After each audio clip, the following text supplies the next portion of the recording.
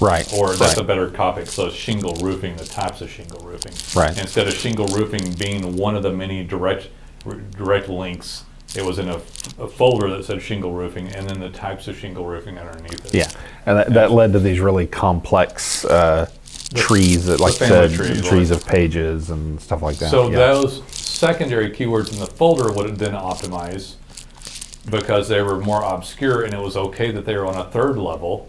Right. And then or fourth or fifth. Or fourth level.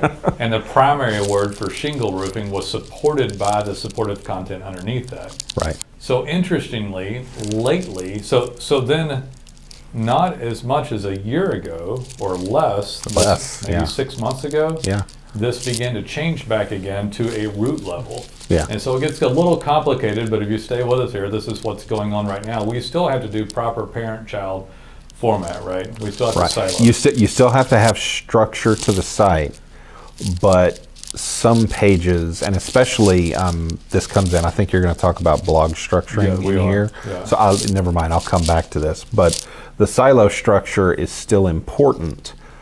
But my personal opinion is that these huge branching sites with 6 layers deep, what it led to was people making, you'd have like your shingle example, you'd have roof shingles, and then they'd have every possible weird category of shingle under that, and it became low value content. That's true. And so they said, okay, no more of that, start doing... Hey there guys, it's Nolan and Jason here. Today we're going to talk about creating topical relevance through URL structuring. You had trouble with that. I didn't say that properly. Topical relevance. Yeah, look, you did it fine. You did it fine. But anyway, it sounds a little boring, but it's important, and it is. Yeah. It's a weird technical detail that almost nobody talks about, but actually is fairly important. It's become really important. Yeah, recently. especially recently. I think recently it's become really important. That's why they. Yeah. You know, we actually had someone else in the office say we should talk about this. So we're like, okay. Oh, do we have to? This is one that's this is that boring speech deal, but it's important. So it was put up because of how important it's become. So I thought we start about talking about what this was like 15 years ago. So 15 years ago, everything that was a direct root level right off the domain, off the domainname.com / name of page. ABC optimize me first. Whatever it was, and then somebody stick the keyword in there and dash it. And then they got into keyword stuffing of these. And it really seemed, so years ago, if it wasn't off the root level, off that there's a first folder link, and you look at this like a family tree basically, right? Right. So you start out with original mama and daddy, and then it branches and branches and branches and branches. And it would have been that first generation after mama that would have done the best 15 years ago. Right. And for 5 years after that, and probably somewhere around 8 years ago, 9 years ago, they began to. It really kicked in with the content.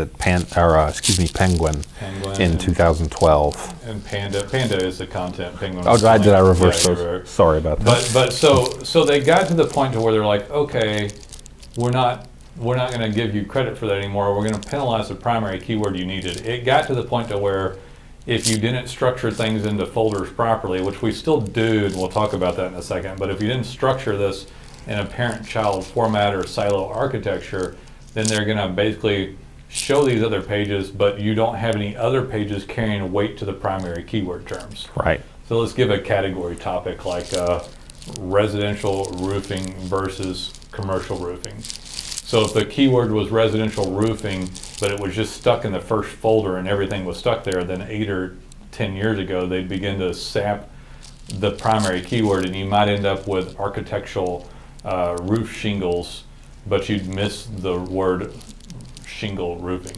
Right. Or that's a better topic. So shingle roofing, the types of shingle roofing. Right. Instead of shingle roofing being one of the many direct links, it was in a folder that said shingle roofing, and then the types of shingle roofing underneath it. Yeah, and that led to these really complex trees that, like trees of pages and stuff like that. So those secondary keywords in the folder would then optimize because they were more obscure, and it was okay that they were on a third level. Right. And then Or fourth or fifth. Or fourth level. And the primary word for shingle roofing was supported by the supportive content underneath that. Right. So interestingly, lately, so then not as much as a year ago or less, maybe yeah. 6 months ago, Yeah.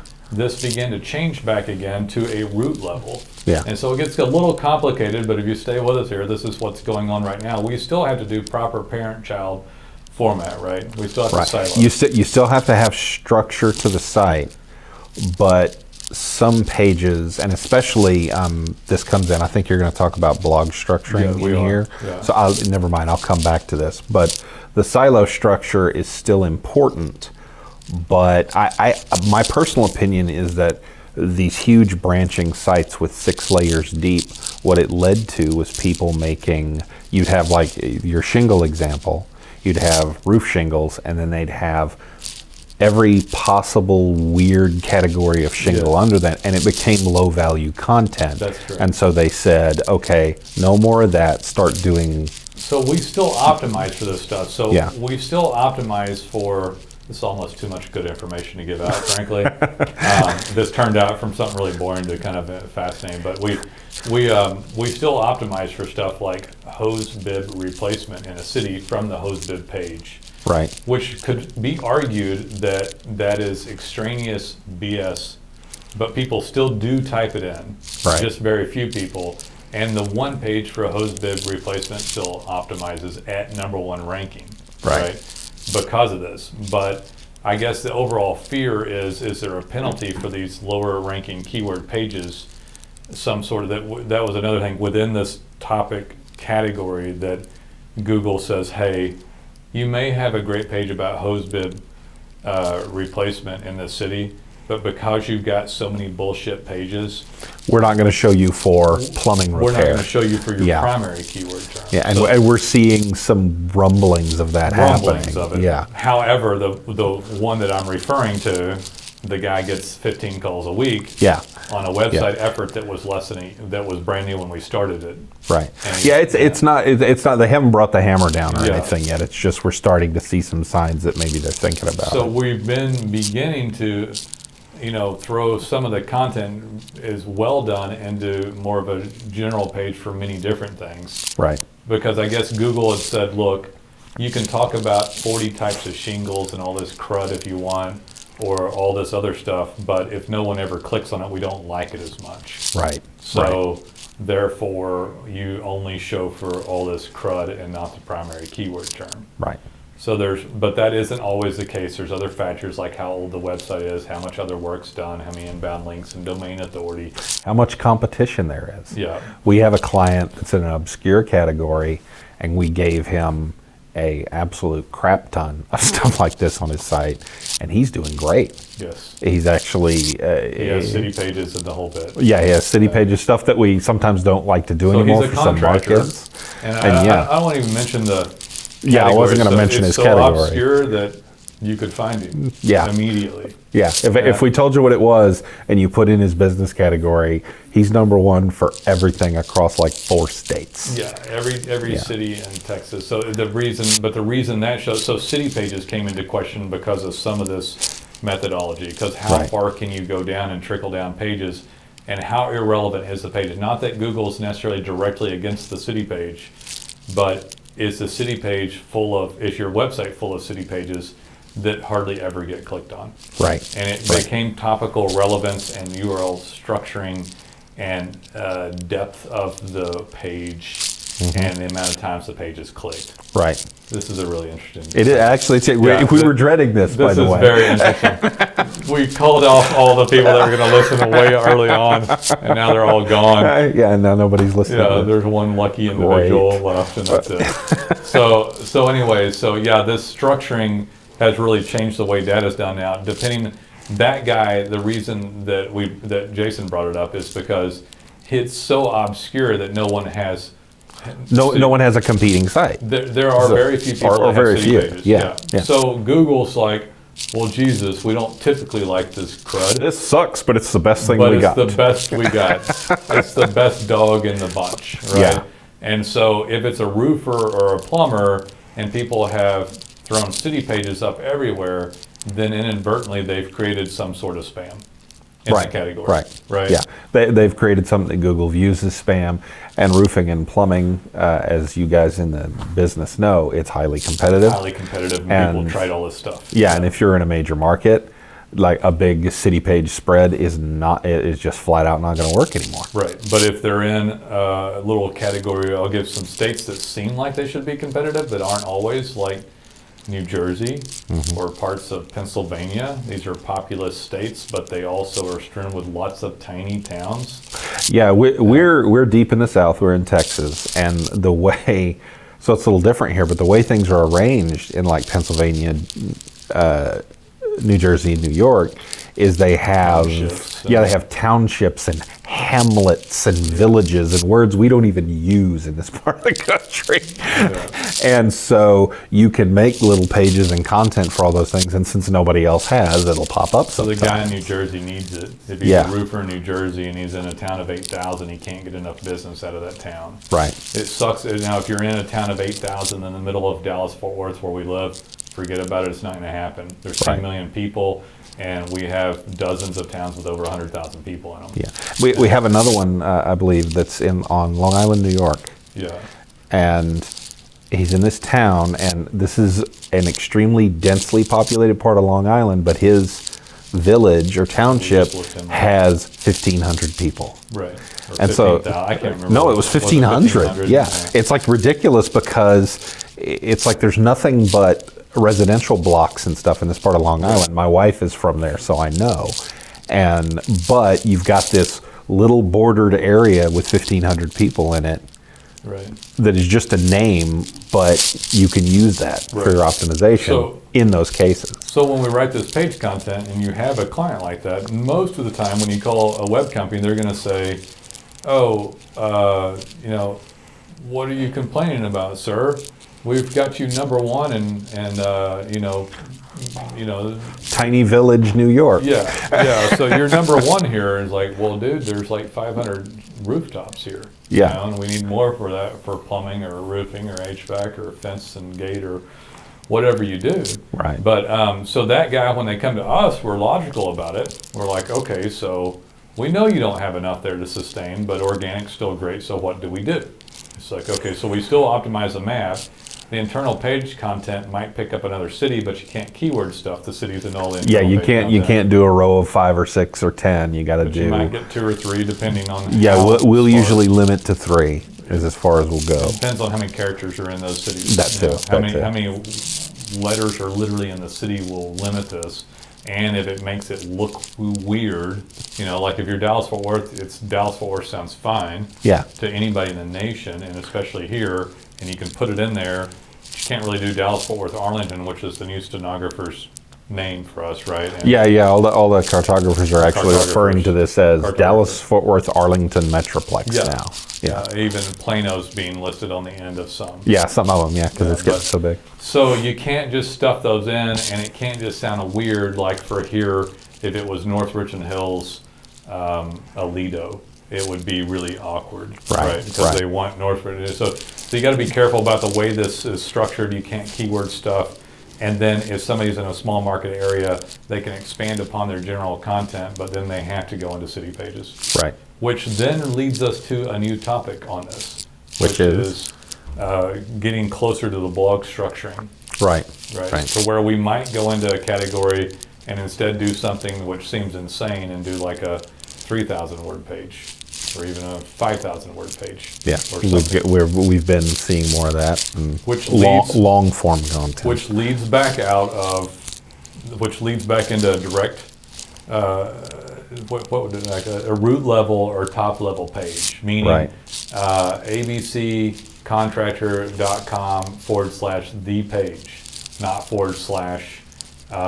/ major category, subcategory, the page. Right. Which not more than 6 months ago would have been the structure, especially for a blog. Yeah. Not even blog and then the page. Yeah. The cool thing about blog structuring and as it relates to content marketing is that you kind of can get the best of both worlds. It's a backward structure. Blogging, you can have categories and tags and stuff like that, and what, if you're in the WordPress world, is called the taxonomy. But you can also have the canonical URL, which you can make off the root. Right. So you can have domain.com/name of article, and that's a root level URL as far as Google search results are concerned. But you've also got this taxonomy coded into the page that hands Google the structure and the organization at the same time. It's reversed. Yeah. So it's a weird reverse. It's a reverse thing. deal. So one page is root level directly off the root, but then that page is in a category on your WordPress, and then within that category, the sites underneath it link to each other. Right. And or link to something else. And so it takes the and structure. that's important. The long form content that you do like that needs to link back to home pages or the pages in this category. Yeah, other pages in the same or category the on the primary site. page in the category. Right, whichever it is. Which gives structure back to it, even though it went straight root. Right. Yeah. Right. Pretty damn cool stuff. We should actually have everyone listen to this one. Yeah. This is good stuff. This is like extremely cutting edge stuff. So I don't know if we want to recap any of that. That's a hard recap. I don't know how we recap. Just go back and watch it. Creating again. topical relevance through URL structuring, top level and lower level pages. We explained that. Lower level pages are still okay in some cases, but they truly need to be a lower level topic. Yeah. If your high level topics are on a lower level page, that would all day long be bad now. Yeah. Right? If you're drilling down just to create a page that goes for one keyword, Yeah. it's probably not going to work.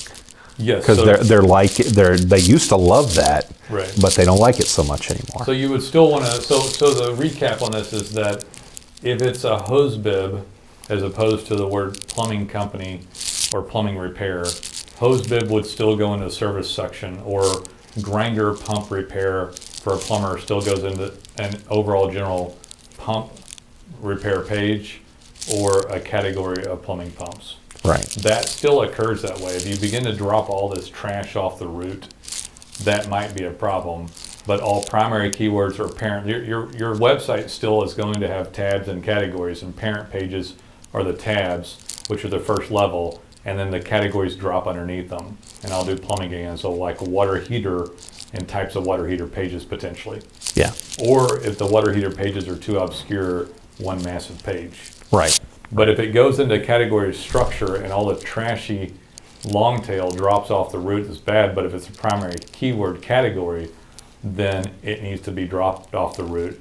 And then a reverse canonicalization structure, is that? Canonical. Canonical. It gives me trouble too. I have to pause when I say it. that canonical structure, did I say it? Yeah, you did. Did I You say got it? it. Okay. Yeah. All right, anyway, so that'd go back. Listen, I'm not, I know how the sausage is made, but I don't make the sausage. So I never protest. I actually a long time ago I did Dreamweaver and Yeah, they actually built the sites and made built the sites content. and wrote the content, but We don't let him do that anymore. We've got extreme high-end services here. By the way, we can end on that. Damned if we're not good at this stuff at this point in time. Yeah. Yeah. To be able to sit here and discuss this with someone and have resources and great people here to provide this service, which you cannot possibly understand how this affects you. This Right. is the exact juice that someone comes here to buy. Right. So we perform the services. I could go on, but I'd be filling time, and there's no need for that, right? Right. Y'all call us sometime. Take it easy. Bye-bye.